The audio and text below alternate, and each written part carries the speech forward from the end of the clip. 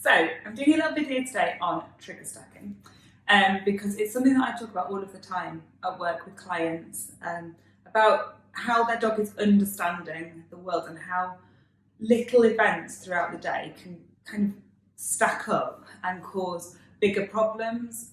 It's often when clients say they do it out of the blue, or they don't normally do it, or blah, blah, blah, blah. And it's not always the case. This isn't like it's always trigger stacking, but trigger stacking has a lot to do with things just on a day-to-day basis, and it has a lot of effect on us as well as our dogs. I guess any animal probably experiences trigger stacking. So just to explain it, and it might help you make a bit more sense about your dogs and what's going on with them. So trigger stacking occurs when little things throughout the day mount up and mount up and mount up until eventually you just can't cope with them anymore. So I'm going to use the example of a dog's day, basically. And I'll also go through it in a kind of human way as well, so that you can understand it from your own point of view. So if you think of this, I try to put on as much as I can to save as much space as I can. So I haven't labelled my axes, which I think would be a fail at like GCSE level or something. So if you think of this as like levels of stress up here, and then this one is the amount of time. So as the day goes along here. So it might be that there was a delivery driver that dropped off some food early that day. So that's going to cause a little bit of stress with our dog. I know you're really impressed with my drawing, you don't need to say. So the doorbell goes, delivery driver arrives, dropping something off, food or whatever, and so that's caused a little bit of stress in our dog. So that stress will start to, when I say stress, it doesn't have to be a bad stress, it can just be a good stress as well, so something overly exciting. And what happens is we get surges of adrenaline and cortisol in our system, and although our adrenal gland might release adrenaline instantly, our body then takes a long time to break that back down. So we have the excitement, but it's still in our system for a little while.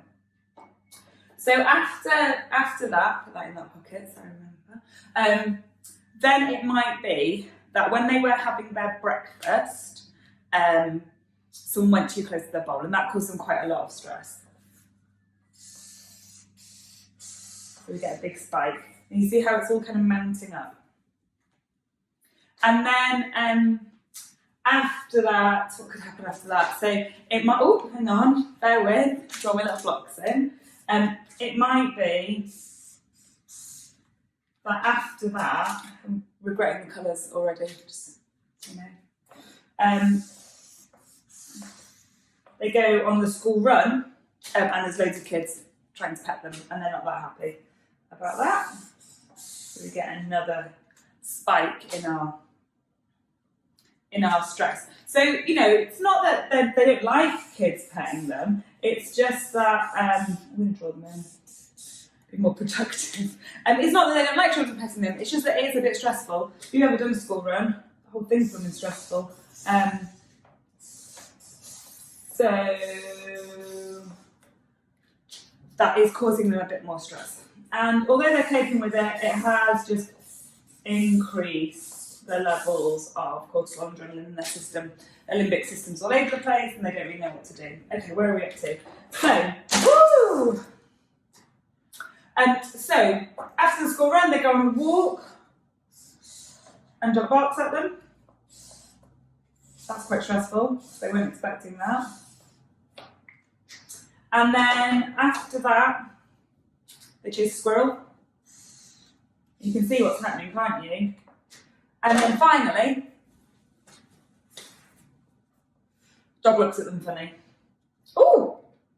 Oh, I was all ready for my big finish then. A dog looks at them funny, and that's when they react.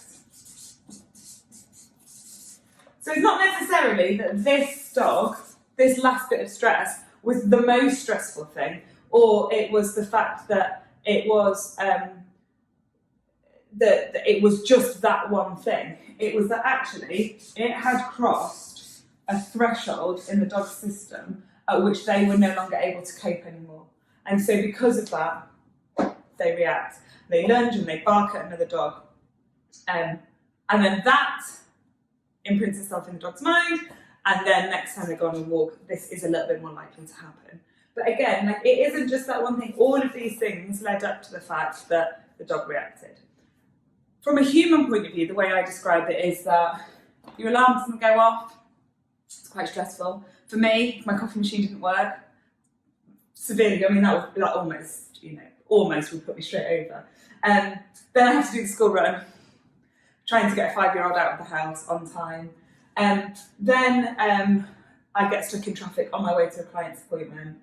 Have a really good session with the client, but as we're leaving, their dog gets attacked by another dog. And then when I get home, my husband says to me, didn't put the bin out this morning. And I go mad at this point, but it's not necessarily that I didn't put the bin out because I'm quite lazy and probably deserve to be told off for that. But it's the fact that I've had a bit of a rough morning, and that's the one that's kind of the straw that breaks the camel's back is the way to look at it.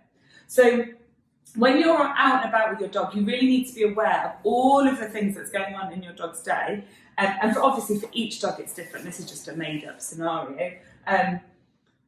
So that when you think, oh God, they're not having a good day, there's a lot been going on, the workmen have started building, or there's roadworks outside our house and it's noisy and they don't like noise, or there was fireworks last night and so they're going to have a rough day today, or it's windy, or it's stormy, or they got attacked.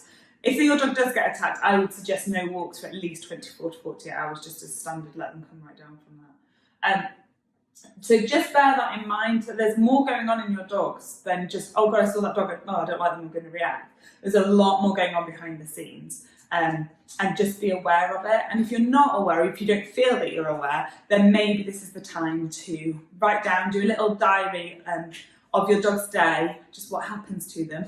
And then you can see if they're reactive, where those reaction points come from, and is it that every black Labrador they see, they react no matter what's gone on before, or is it that actually the more stresses they have during the day, the more likely it is that they're going to react at the end. I hope that helps. Please ask me loads of questions below, because this was a very simplified version and there's a whole lot going on behind it, but I thought that it would just give you a good overview of trigger stacking and how it can impact on our dog's behaviour.